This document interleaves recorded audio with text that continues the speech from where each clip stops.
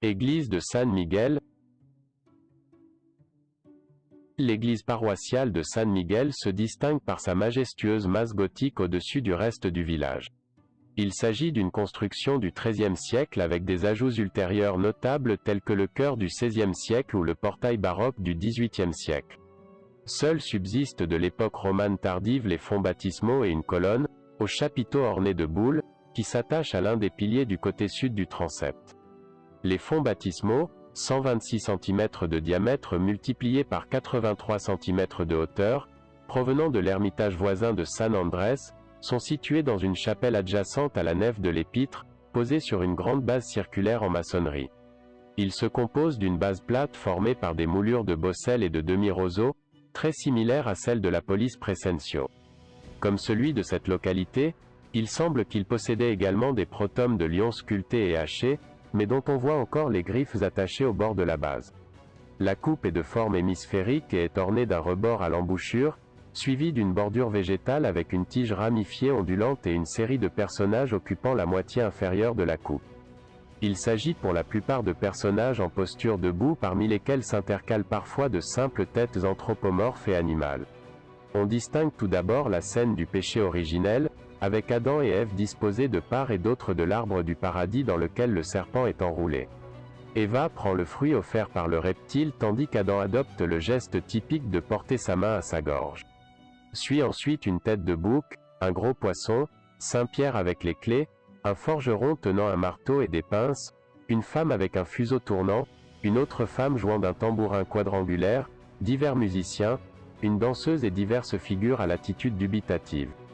Que pour Garbinier Bilbao il composerait la présentation dans le temple. La chronologie se situe autour de la fin du XIIe siècle et du début du XIIIe, et est directement liée stylistiquement et typologiquement à celle de la ville voisine de Crescencio. Intérieur et mobilier. L'intérieur est super. La nef centrale attire l'attention par sa finesse et par son toit formé de voûtes nervurées complexes, qui gagnent en complications ornementales au chevet. Une dizaine de retables de styles et d'époques différents reçoivent fidèles et visiteurs. Le retable principal est un grand ensemble Renaissance exécuté entre 1566 et 1573 par l'assembleur Domingo de Antwerp, plus 1572, un auteur d'Alava, malgré son patronyme d'origine flamande, très actif dans la région de Burgos, puisque ce sont aussi les retables principaux des églises de Pampliega et Izar, et le côté de Palacios de Benaver.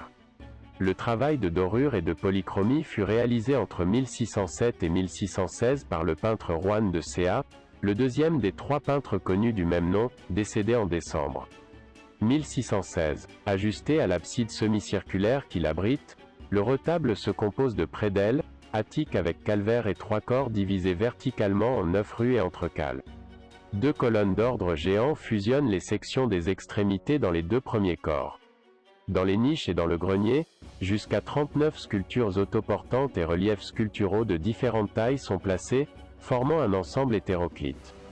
La sculpture la plus volumineuse est celle du propriétaire, l'archange Saint-Michel, qui préside la maçonnerie de la niche centrale, dans sa pose habituelle de dompter le diable. Dans la chapelle qui ferme la nef de l'Évangile se dresse le retable tombeau de Saint Jean-Baptiste, avec deux beaux reliefs du baptême de Jésus et de la descente de croix dans sa rue centrale, un calvaire et deux tombes correspondant à la famille des Quintana-Dueñas, mécènes de cette œuvre méritoire. L'ensemble est une œuvre de la Renaissance aux traces plâtresques réalisée entre 1539 et 1542, date à laquelle furent transférés les restes des ancêtres de cette ostentatoire famille de marchands. Renaissance sont également les retables de Santiago et de San Martín, ce dernier apporté de l'ermitage du même nom, aujourd'hui désaffecté comme lieu de culte, ainsi que les tombes du prêtre Pedro Manso, deuxième de ce nom, plus 1511, qui se trouve dans la chapelle de la Antigua, et le bachiller Ruy Lopez, plus 1540, situé dans sa chapelle fondée sur sa propre hacienda, qui a reçu de nombreux noms au cours des siècles, Corpus Christi, Santa Eulalia et Cheomo. Gothiques sont cependant les tombes du premier Pedro Manso, plus 1489, dans la salle connue aujourd'hui sous le nom de San Martín, et celle du couple marié formé par Martín Fernández Monasterio, plus 1511, et sa femme Marie González, plus 1509, qui se trouve dans la chapelle de Santiago, mieux connue aujourd'hui sous le nom de baptistère en raison des fonts baptismaux.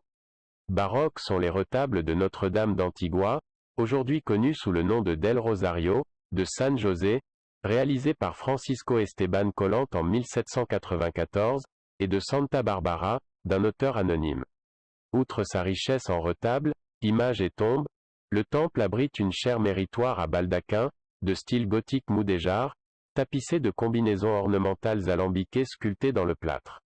Les fonts baptismaux, aujourd'hui dans la chapelle de Santiago, sont de style roman, fin du XIIe siècle, et proviennent des ruines de l'ermitage de San Andrés.